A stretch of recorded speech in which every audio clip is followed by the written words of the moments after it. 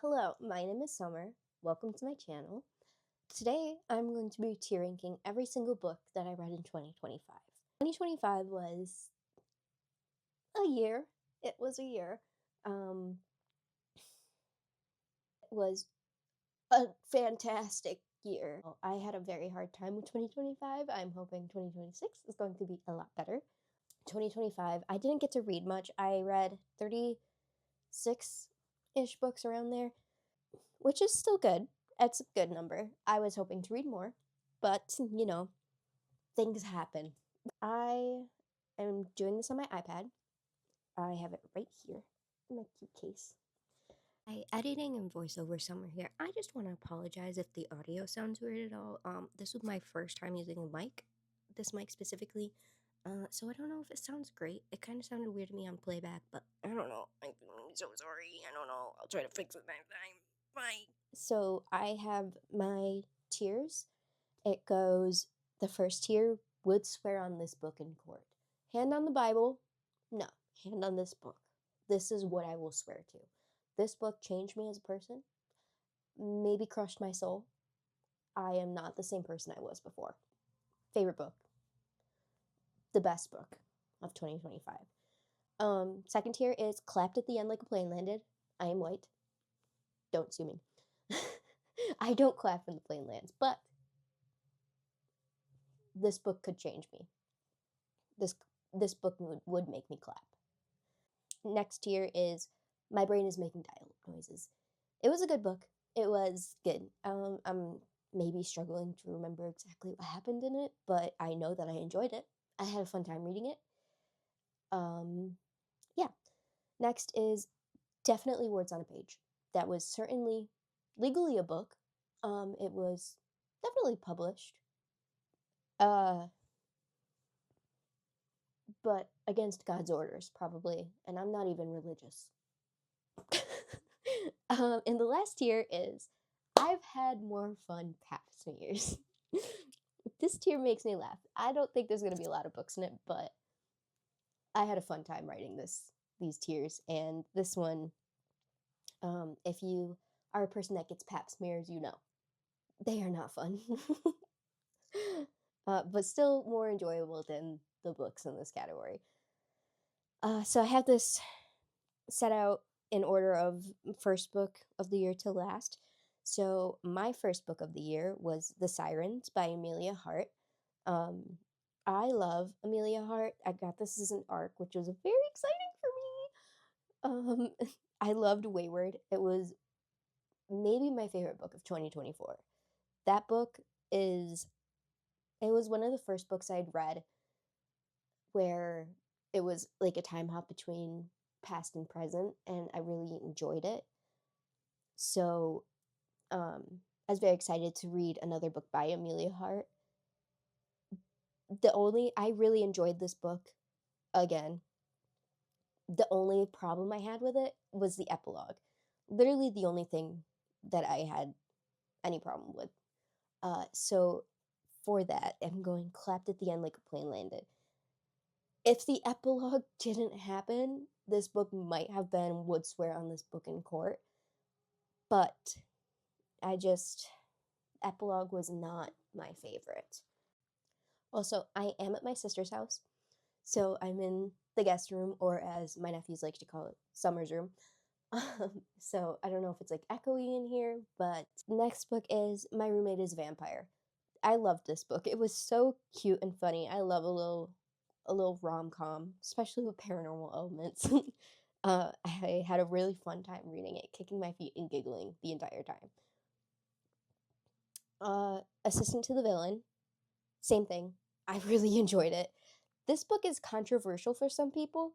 I don't know why. I think that I laughed a lot with that book. However, I went into it viewing it as a satire, kind of the fantasy genre as a whole, or romantasy genre as a whole, and I found it very funny.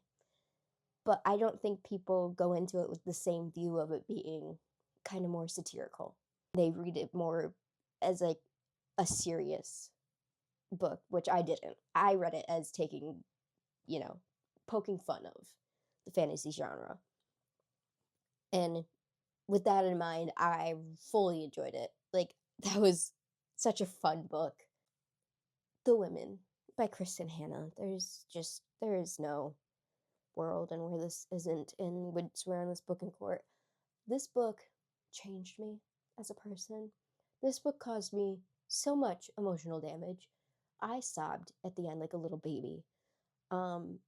If you want just straight heart wrenching, worldview changing book like that, this book is perfect. I am This book was just one of my favorite. I can't even put it into words. I think perhaps maybe my favorite of 2025. That is not for certain, but it is one of the top 3 at the very least, top 3. Love and Other Conspiracies. I enjoyed this book. I did. Um I think it was very fun to read. There was a little bit of millennial humor in it, and that's just not my humor style. I am a zillennial, I guess, but I'm Gen Z, but I'm right on that cusp. I am 1998, so I'm right in between, but I am Gen Z. And sometimes millennial humor gets too much for me, you know? Also, there was like the um like galaxy print leggings in there, and please, that is something I try to wipe from my mind. You know, the Rue 21 just era. I regret fully some of the fashion choices I made back then. I was only like 12, too. The Full Moon Coffee Shop. I enjoyed this book so much. One of my favorites. It is a quick little translated work. Um, I really enjoy the concept of cats being cosmic beings. Also, I am so sorry. I don't know if you can hear like beeping or anything. There's some kind of work being done outside, clearly. Uh, anyway, I love the idea of cats being cosmic beings, but also cats running a coffee shop. I enjoyed this a lot. It made me cry at the end, so I can't put it anywhere lower than clapped at the end like a plane landed. Uh, yeah, I had a really fun time, and it's only like 100 and something pages, I think. It's a quick book. I really enjoyed it. Roll for Romance. My brain is making dial-up noises. I enjoyed this concept. It was D&D, switching between this girl's real life and her playing a D&D campaign that she joined. It was really cute. Like I said, I really enjoyed the aspect of going into the D&D game and kind of living that out in the book as well. It's really fun and pretty unique. The Amalfi Curse. I enjoyed this book as well. It is very similar to The Sirens by Amelia Hart. The problem that it's not getting rated higher for is, again, the end. There was a part at the end they kind of villainized someone, and I didn't really like that. But I really enjoyed it. Again, I really enjoyed the going between the past and the present, which is something that both Amelia Hart and Sarah Penner do very well. Wayward by Amelia Hart and Lost Apothecary by Sarah Penner. They're very similar books in themselves. And then also, it's funny because The Sirens and The Amalfi Curse were also written at the same time, presumably. And they are also very similar. But yeah, I really enjoyed it. The ending was kind of not my favorite, but it was a good read and emotional. I Who Have Never Known Man. My brain is making dial-up noises because I kind of went into this. I didn't know that you can't go into it expecting answers. You have to go into it okay with not knowing a goddamn thing afterwards. Like, you don't get any answers, and that is just not something that I normally enjoy. I like to know things. I am very deeply curious. So, a book where you don't know anything, not really made for me. I did enjoy it though. It is an interesting concept. It's a very well written book. I definitely recommend if you're okay with being out of the loop. You Between the Lines.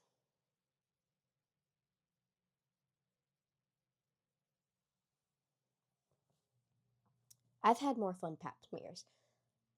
I describe this kind of as if Allie Hazelwood, instead of writing for women in STEM, wrote for women in creative writing. But the difference is, Allie Hazelwood's women in STEM never pit themselves against other people, at least not other women in STEM or coworkers or peers, really.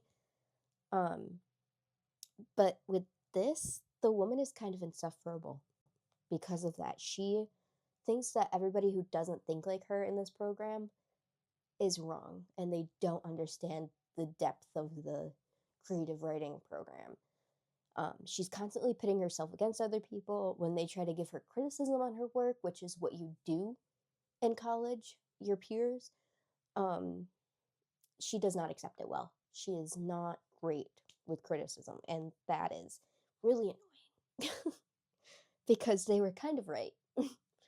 The only thing I did enjoy was it shows her going through therapy on the page, like you're going through a therapy appointment with her, and that was, I enjoyed that. The Hunger Games. Just gonna put these where they belong. Oops, no. Okay, the original trilogy. I loved it. Nostalgia, just incredible storytelling. I watched the movies when I was younger, and then I watched them like a year or two ago, and this was my first time reading the books. So that was very interesting. You get so much more insight into Katniss as a person and all of her choices and stuff through the books.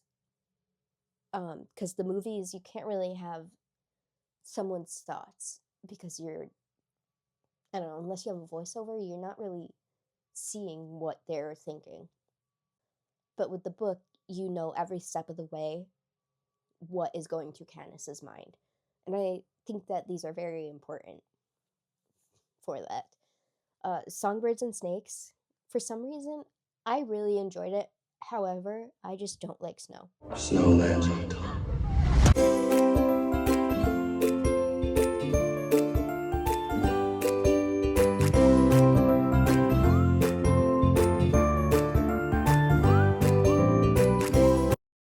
And I don't have the criticism of this is trying to humanize snow. I don't think that. I think that this shows the reasoning behind everything. He was always going to be an awful person, in my opinion, but this kind of shows you what tipped him over the edge, and I enjoyed it. Sunrise on the Reaping destroyed me. That book destroyed me. I have still not recovered. It took me a month between reading Songbirds and Snakes to finally read Sunrise on the Reaping. I didn't read anything in between because I was emotionally preparing myself for that. And I know when it comes out in November that I'm going to be devastated again. Crazy Spooky Love, that's going in. I've had more fun. Pep smears. Interesting concept.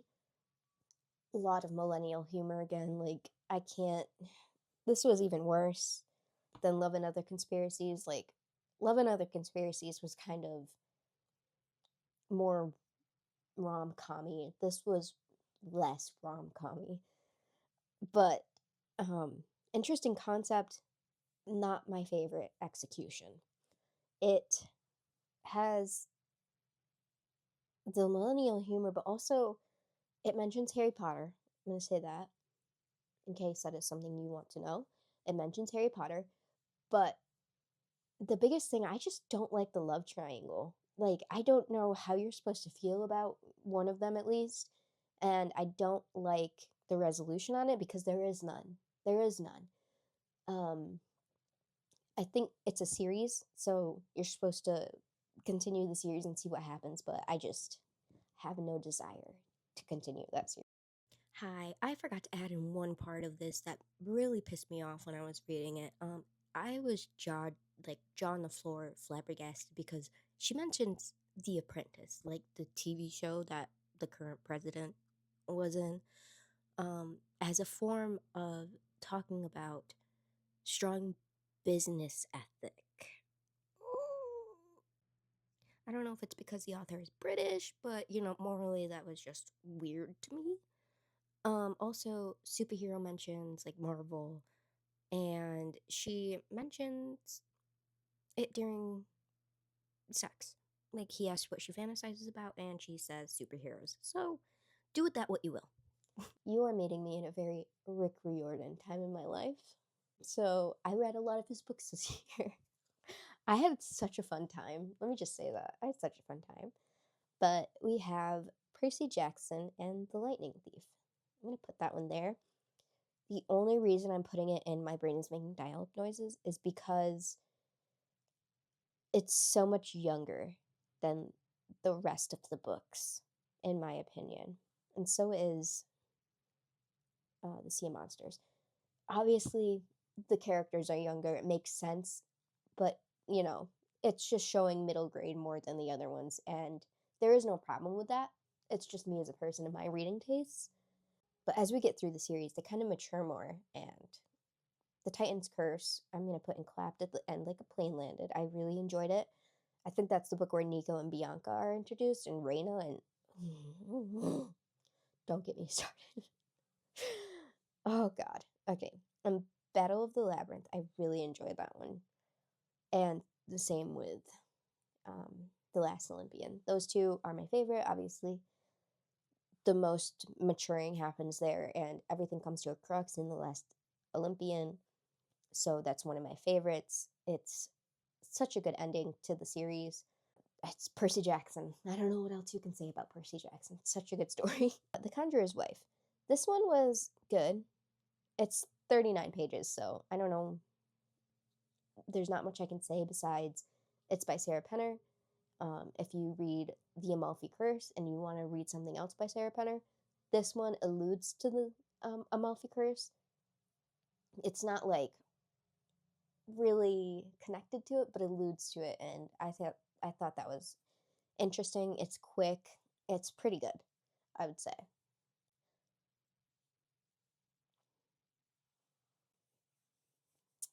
Okay. Just Friends by Haley Pham.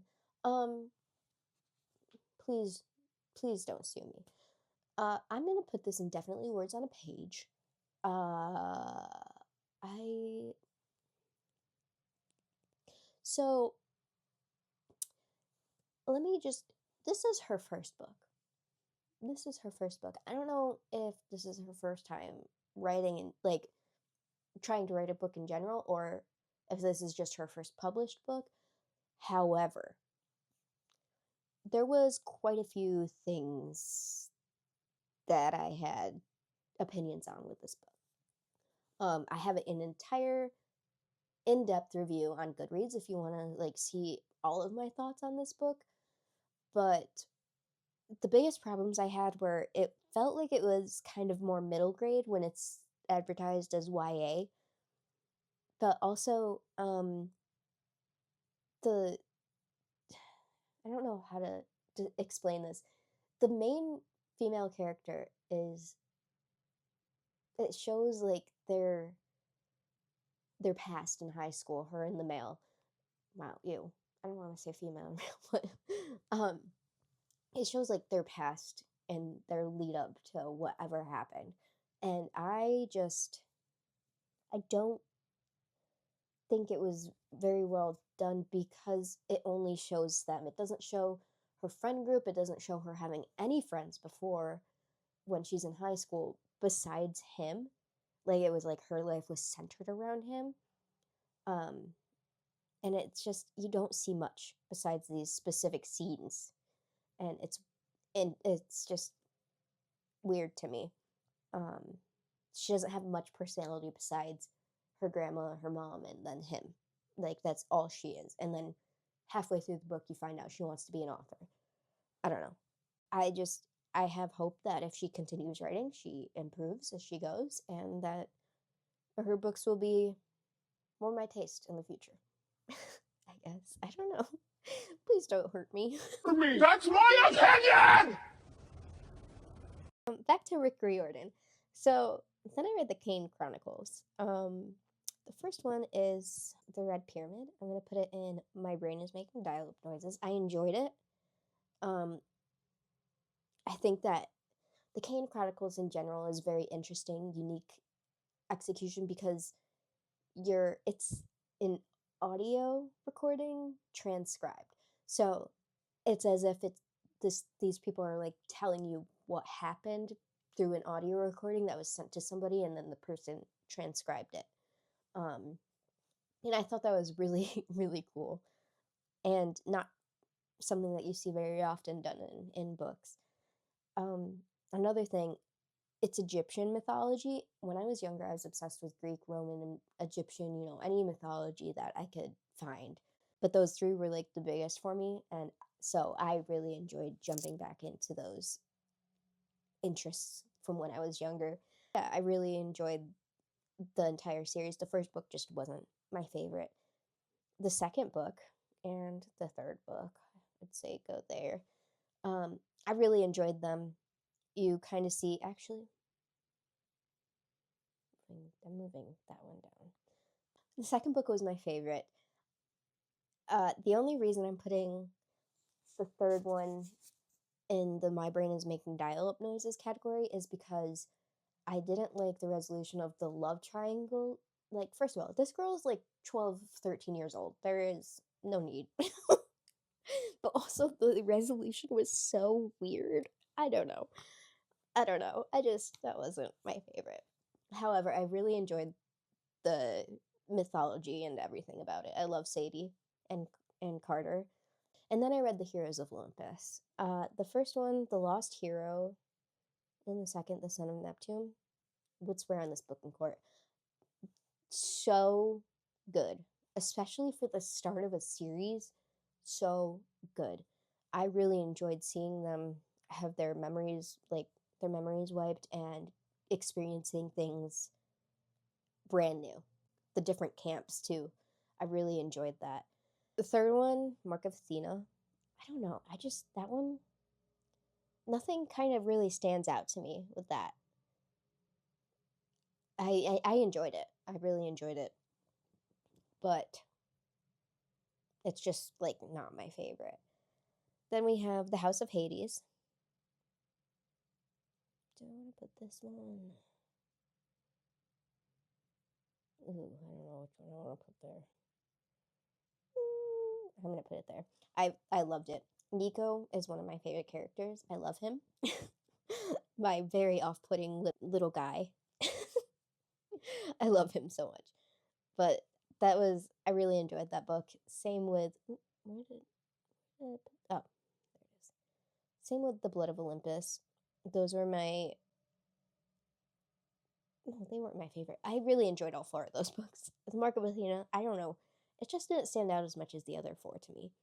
But anyway, really enjoyed the series. Loved the concept of intertwining Roman and Greek mythology, and Rick Riordan is a master at what he does. And then I read The Lord of the Rings. I read this mostly because my boyfriend is a huge Lord of the Rings fan and I want to watch the movies with him, but I wanted to read the books first. So, I don't know if you guys are aware, but the 1930s was quite a different time to now. Well,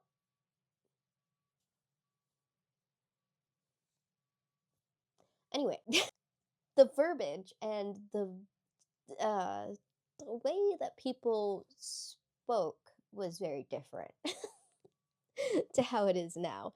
So that was something that was a little bit tough with these books. I really enjoyed them, but it was a little bit hard for me to kind of get behind. Also, listen, I'm gonna say it. I'm gonna say it. It was so hard for me to read books where there are no women, like no women. There's two women that are like not even main characters. Like one of them is kind of no, she's not even main character, but she's more involved. And then one is just like she has 3 lines. My favorite was, of course, Return of the King because of Eowyn. Like that's the entire reason that one was my favorite. I really enjoyed it.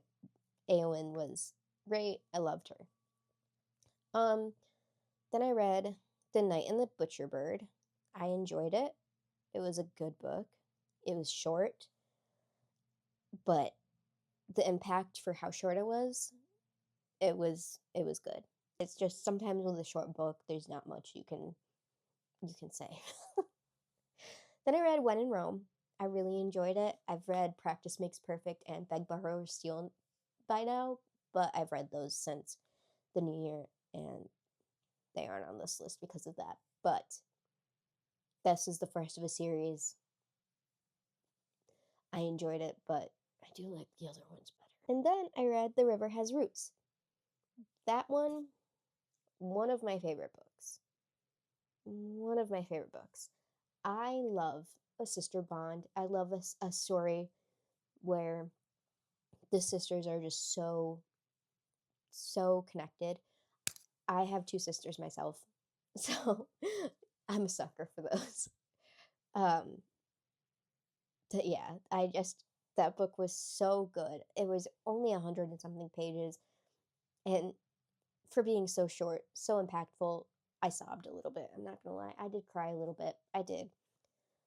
I don't know. It was just really good, in my opinion. And if you haven't read it, I definitely suggest it. Any of these books. Honestly, should I move? I'm having trouble. Should I move? No. I think it's good. I'm not gonna lie. I think it's good. I don't know if I should have been harsher or less harsh. I don't know. But I think it looks good. I think I have everything right where I want it. I think if you're gonna read any of these books, the first row I highly suggest, second row definitely suggest, third row if it's in a series suggest, if it's not then that's like up to you. If it's something that sounds like you want to read it, go for it. Honestly, any of these books, if they sound like an interesting concept to you, definitely go ahead and read it. If you enjoyed some of these books that I put in the lower categories, I am just a girl. I'm sorry, I'm just a girl. we just have a little bit of a different taste. And I don't hate any of these books by any means. Some of them just weren't my cup of tea. If you've made it this far, thank you so much for watching. This was my first YouTube video, so thank you. I appreciate it so much. Let me know in the comments what your favorite book of 2025 is, or your least favorite book. I would really enjoy knowing both. Maybe you read some of the same books as me and have different opinions. Let me know, please. And if you have any suggestions on what books I should read next, drop those too. You can find me on TikTok, Goodreads, Fable. I will link all of those down below. I am pretty funny on TikTok, I'm not gonna lie. Not gonna toot my own horn. Thank you for watching, and I'll see you in the next video. Bye.